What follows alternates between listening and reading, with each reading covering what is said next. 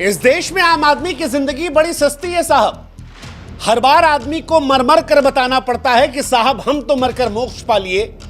Next time please किसी और आम आदमी का आप ध्यान रखिए। और तभी कभी कुंभ के मेले में मरते हैं, कभी दिल्ली के रेलवे स्टेशन पर मरते हैं, कभी मोरबी के ब्रिज पर पिकनिक बनाते ढह जाते हैं, कभी पिक्चर देखने साउथ में गए वहां जुनून में मर जाते हैं, तो कभी 18 साल बाद जीत के जश्न में भगदड़ में मर जाते हैं। इस देश में चाहे बरसात हो, चाहे गर्मी हो, ठंडी हो, हर मौसम में आम इंसान जो है वो देश के अलग अलग कोनों में कीड़े मकोड़ों की तरह मरते रहते हैं। और जब कोई आवाज उठाता है तो उनके समर्थक आकर कहते हैं बोलिएगा मत, बोलेंगे तो गाली दे देंगे, अनफॉलो कर देंगे। मर रहा है मरने दो, लेकिन हमारे हीरो को मत छू। शायद जो मर गए वो भी जिंदा होते तो वो भी यही कहते हैं कि भैया बोलो मत। बीजेपी के राज्य में हुआ तो बीजेपी वाला बोलता, कांग्रेस के राज्य में हुआ तो कांग्रेस वाला बोलता, हीरो के लिए हुआ तो हीरो वाला बोलता, क्रिकेटर के लिए हुआ तो क्रिकेटर वाला बोलता कि बोलो मत, बोलो मत। क्योंकि इस देश में आम आदमी की जिंदगी का कोई मोल नहीं है। वो अपनी जान की कोई कीमत नहीं लगाते। सरकार के लिए उनकी जान एक फाइल है, क्रिकेटर्स के लिए एक नंबर, एक आंकड़ा, एक व्यू, नेताओं के लिए एक नारा। आप मरे, कटे, कुचले, कोई फर्क नहीं पड़ता और इसीलिए आप मरते रहते हैं। वरना जिस बेंगलोर में आधे घंटे की बारिश में शहर तैरने लगता है, वहां 3-3.5 लाख लोग स्टेडियम के बाहर छोड़ दिए जाते हैं बिना कंट्रोल के। इतनी आसान होती जिंदगी, इतनी सस्ती। आपको, आम लोगों को, आम लोगों की मौत से फर्क नहीं पड़ता। इसीलिए सरकारों को भी इस देश में आम आदमी की मौत पर घंटा फर्क पड़ता है। 1 लाख रुपए के मुआवजा सरकार की तरफ से और 10 लाख रुपए का मुआवजा आरसीबी की तरफ से आपकी मौत पर मजाक उड़ाना है, मजाक उड़ाना है। और आप हर बार मर मर कर साबित करते रहते हैं कि साहब अगली बार बचा लीजिएगा। कभी सड़क पर हादसे में मरते हैं, कभी रेलवे स्टेशन पर भगदड़ में मरते हैं, कभी कतार में खड़े खड़े मर जाते हैं, तो कभी अस्पताल में बीमार होकर बेड ना मिलने से मर जाते हैं। आप मर रहे हैं और मरते रहेंगे क्योंकि आपका असली दुश्मन कोई और नहीं, आप जैसे लोग हैं। आप जैसे लोग जिन्हें अपनी विचारधारा, अपने हीरोज की ज्यादा फिक्र है। जब तक आपका कोई अपना नहीं मरेगा तब तक आप यूं ही लड़ते रहेंगे कि बोलिएगा मत साहब, बोलेंगे तो आपको अनफॉलो कर देंगे, बोलेंगे तो आपको हम गाली देंगे। अच्छी बात नहीं है। और जिनके लिए आप लड़कर मर रहे हैं उनके लिए आप क्या है? एक नंबर, एक आंकड़ा, एक फॉलोअर। इससे ऊपर किसी को फर्क नहीं पड़ता। सरकार को फर्क नहीं पड़ता, पुलिस को अंदाजा नहीं होता, क्रिकेटर्स को खबर नहीं पड़ती है। फर्क पड़ता है तो केवल उनको जिनके घर वाले अपनों की लाशें हाथ में उठाते हैं। वो जो बाप कह रहा है ना कि मेरे बेटे का पोस्टमार्टम मत करो, उसे कटेगा तो दर्द होगा, उसको फर्क पड़ता है। वो कह रहा है कि बेटा बिना बताए गया था, पर आपको क्या फर्क पड़ता है? आप डैमेज कंट्रोल कीजिए। आप कहिए कि मत बोलिए, अनफॉलो कर देंगे। तब तक बोलते रहिए जब तक अगली मौत आपके घर में ना हो। तब तक जब तक आप अपने घर में ना सुन ले कि भैया हम तो मोक्ष पा लिए, औरों को बचा लीजिएगा। इस देश में आम आदमी कीड़े मकोड़ों की तरह हर साल मरता है, लेकिन यह सिलसिला पता है क्यों जारी? क्योंकि सवाल पूछने वाले पर घटना के जिम्मेदार लोग और उनके चाहने वाले टूट पड़ते हैं, भले सब कुछ क्लियर दिख रहा। इसी केस में देखिए, कर्नाटक पुलिस ने कहा था ना कि आप विक्ट्री परेड मत निकालिए, दुर्घटना हो सकती है, नहीं मानी गई। अब उसी पुलिस ने RCB, DNA event management company और कर्नाटक क्रिकेट एसोसिएशन पर एफआईआर दर्ज की है और साफ साफ कहा है कि विक्ट्री परेड में आपराधिक लापरवाही हुई है। इससे स्पष्ट क्या लिखा जाएगा? लेकिन जब इस लापरवाही को लेकर, उन 11 लोगों की मौत को लेकर आप सवाल पूछेंगे तो कहा जाएगा साहब आपको अनफॉलो कर देंगे। आपकी तस्वीरें बना बनाकर आपकी मौत की कामना की जाएगी, परिवार वालों को निशाना बनाया जाएगा, कहा जाएगा कि आप क्यों नहीं स्टैंपेड में जाके मर गए। और यह सब कुछ किस लिए? क्योंकि 11 लोगों की मौत पर सवाल उठाया।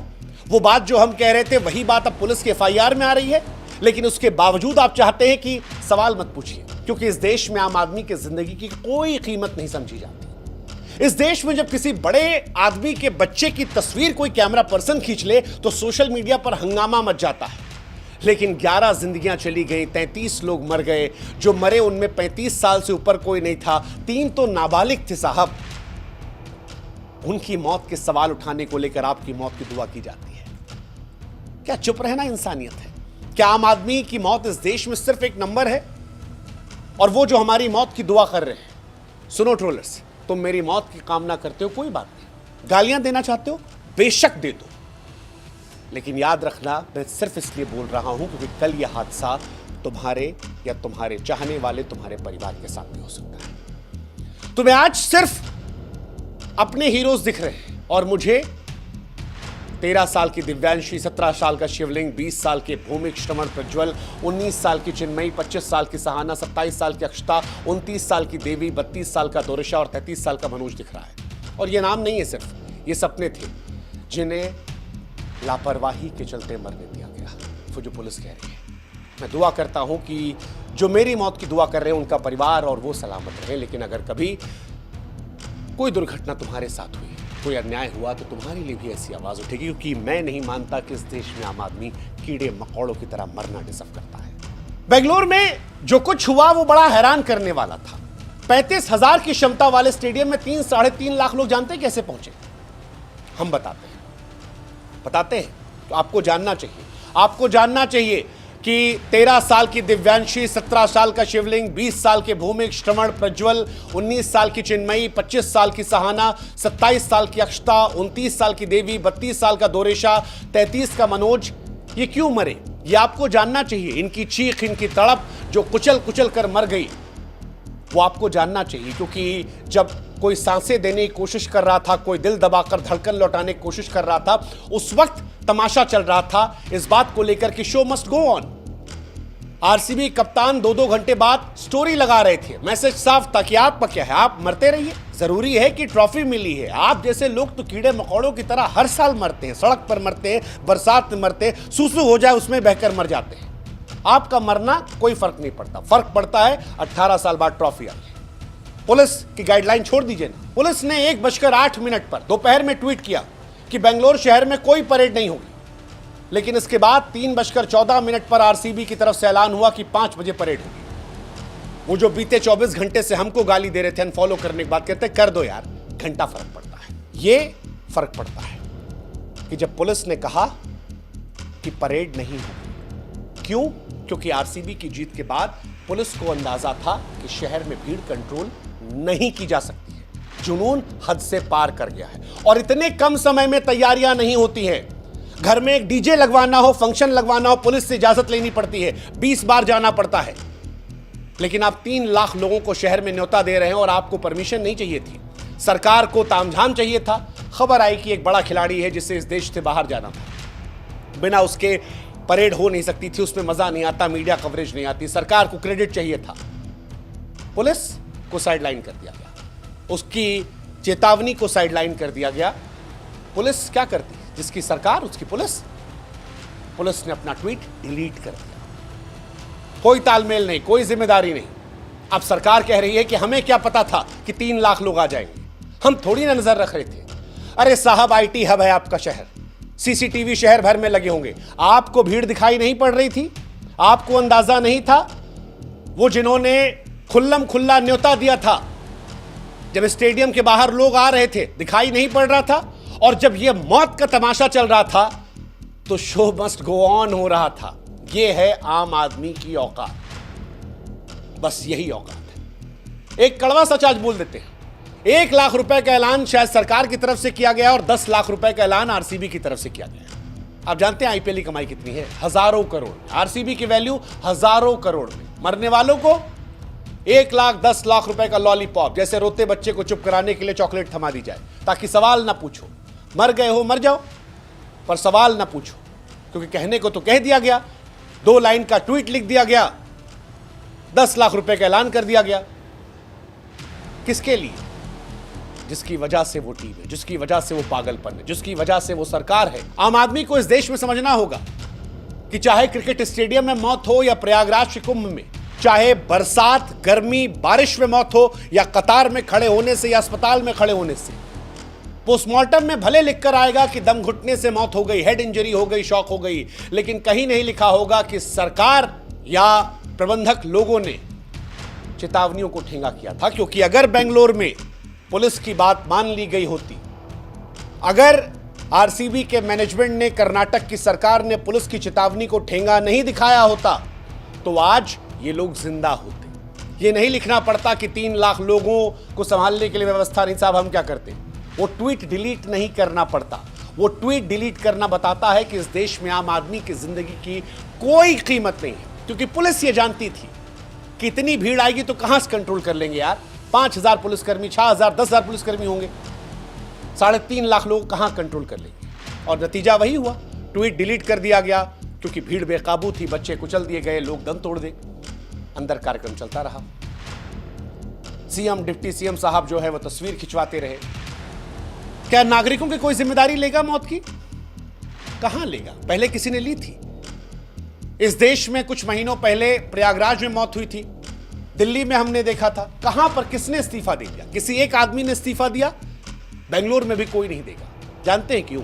क्योंकि आपको अपनी जान की परवाह नहीं, क्योंकि वो जानते हैं कि इन मौतों पर भी कुछ लोग समर्थन करने आएंगे, इन मौतों को भी जस्टिफाई करने की कोशिश आएंगे। इसलिए फॉर्मेलिटी के लिए 4 लॉलीपॉप दे देंगे, आपको 2 बातें कह देंगे, 2 ट्वीट दिखा देंगे और आप खुश हो जाएंगे, शांत हो जाएंगे। तब तक जब तक एक बार और कोई नहीं मरेगा और एक बार कोई और नहीं कहेगा कि साहब हम तो मर लिए, अगले वाले को बचा। आ जाएगा, देखिएगा स्टेटमेंट, कार्रवाई जारी है। लेकिन आपको सोचना है कि अगली भगदड़ में अगर कोई आपका अपना हुआ तो क्या कहेंगे, ये आपको सोचना है। अरे क्रिकेट खेल है ना भाई, कोई धर्म थोड़ी ना है जो हमने भगवान बना रखा है। बेंगलोर में जो कुछ हुआ वो हादसा नहीं था, गुनाह था। हमने कहा ना कि किसी को जाना था, पुलिस की चेतावनी को उड़ा दिया गया, रात को मैच जीते अगले दिन ही कार्यक्रम करवा दिया गया क्योंकि किसी को अपने घर जाना था। लेकिन इस जल्दबाजी में पुलिस की चेतावनी को दरकिनार करने का असर यह हुआ कि किसी का बेटा मरा, किसी की मां की गोद सूनी हो गई, किसी के बाप का सहारा चला गया। बाकी ना नेता को फर्क पड़ेगा, ना मैनेजमेंट को फर्क पड़ेगा, ना क्रिकेटर्स को फर्क पड़ेगा, क्योंकि उनके लिए आप भीड़ है। भीड़, आंकड़े, नंबर। आम आदमी की जान से बड़ी सेल्फी स्पॉन्सरशिप होती है। जितना उनके इंस्टाग्राम पोस्ट करने पर पैसे मिलते हैं, उससे उसका 1/10 आपकी मौत पर नहीं मिला। ये आपकी औकात, यही आप है। उनकी आंखें नहीं भीगेंगी, उनकी आवाज नहीं कांपेगी। वो अगली सुबह अपने घर पर होंगे, परिवार के साथ होंगे, इंस्टा पर मुस्कुराएंगे, सोशल मीडिया पर पोस्ट डालेंगे, कोई एंडोर्समेंट करेगा, कोई खेलेगा। लेकिन आपकी जान का मूल्य क्या है? एक आंकड़ा याद रखिए, वो चीखी, वो आपके घर की नहीं थी, लेकिन आपको याद रखना पड़ेगा वो दर्द, क्योंकि उस दर्द का कोई ग्राफ नहीं बनता। हमारे लिए भी क्रिकेट इमोशन है। जितना आप पैशनेट हो उतना हम भी पैशनेट हैं। हम भी रिस्क ले रहे हैं। तमाम लोगों से संवाद करते थे, अब वही नाराज होंगे हमसे, लेकिन हम आपके लिए लड़ रहे हैं। और आपको भी समझना पड़ेगा कि जान देकर मैच नहीं जीता जाता साहब, याद रखिएगा। खिलाड़ियों के लिए आप सिर्फ एक लाइन में फिट होते हैं, 10 million follower, 20 million follower, high engagement, Instagram rate. आप मरे हैं, सरकार से लेकर क्रिकेटर्स की जिंदगी में कोई फर्क नहीं पड़ेगा। कोई नहीं रो रहा होगा आपके लिए, वो वापस अपनी जिंदगी में फर्क पड़ेगा तो उनको जिनके माँ बाप अपने बेटों की लाश उठाएंगे। और वो जो वीडियो मैंने सुना जिसमें एक बाप ने कहा कि मेरे बेटे को पोस्टमार्टम मत करना, उसे काटना मत, झूठ बोल के गया था, इकलौता लड़का था, तो मेरी रूह कांप। नेताओं को कोई फर्क नहीं पड़ेगा, मौत होती है, नेता दौड़ते हैं। सवाल पूछा गया, कह दिए कि प्रयागराज में भी तो मरे थे। यही आपकी औकात है। जब बीजेपी वाले का होगा तो कांग्रेस वाला बोलेगा, कांग्रेस वाले का होगा तब बीजेपी वाला बोलेगा।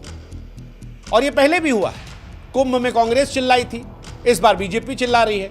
उनका आईटी सेल आपस में लड़ता झगड़ता रहेगा। लेकिन वो बाप जो अपने बेटे की लाश को ढूंढ रहा था, वो किससे पूछे कि साहब इतनी भीड़ क्यों हो गई थी, क्यों बुलाया था जब कोई प्लान नहीं था, क्यों कोई इंतजाम नहीं था? क्या इंतजाम सिर्फ कैमरों के लिए होता है, नेताओं की प्रेस कॉन्फ्रेंस के लिए होता है? क्योंकि जनता तो भीड़ नजर आती है जो कीड़े मकोड़ों की तरह मरती है, कीड़े मकोड़ों की तरह। और फिर बाद में बेहूदगी वाली बातें कही जाती है कि वहां भी तो मरे थे। अरे बड़े बड़े शहरों में हो जाती घटना। जिसके घर का इकलौता चिराग बुझा, उसकी मां से पूछो ना यार, उसकी मां से पूछो। लेकिन आप नहीं पूछेंगे। आप क्यों पूछेंगे? आपको अपने हीरो के लिए लड़ना है और जो आवाज उठाएगा उसका मुंह बंद करवाना है। आप चाहते नहीं है कि इस देश में आम आदमी के लिए कोई आवाज उठाए। मर रहे हैं, मरने दो, हमारे वाले को बंद। और ये बात सब जानते हैं, वीवीआईपीज जानते हैं। राजनेता मैदान में नहीं, टीवी स्टूडियो में जीतते हैं। पुलिस क्राउड कंट्रोल नहीं, वीवीआईपी की ड्यूटी करती है। और इन सब के बीच में आम आदमी कुर्बानी का बकरा है। और मैं फिर कह रहा हूं, आपको कभी नहीं पता चलेगा कि 11 लोगों की मौत का जिम्मेदार कौन है। मैं आज कह दे रहा हूं, जांच बिठा दी जाएगी, रिपोर्ट दबा दी जाएगी, आपको 1 लाख रुपए और 10 लाख रुपए का लॉलीपॉप थमा दिया गया है मुआवजे के नाम पर, वही आपकी जिंदगी की औकात है। और फिर आप लड़ झगड़ कर शांत हो जाएंगे और इंतजार करेंगे कि जब कोई अगली बार मरे फिर हम गुस्सा दिखाएं। तब तक हमारे वाले को मत बोलिएगा, बोलेंगे तो अनफॉलो कर।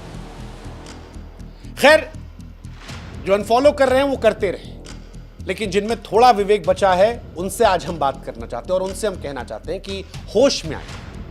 अपने आप से सवाल पूछिए कि क्या एक ट्रॉफी किसी के बेटे, किसी की बेटी की मौत से बड़ी है? क्या उसे देखना किसी की धड़कनों से ज्यादा जरूरी है?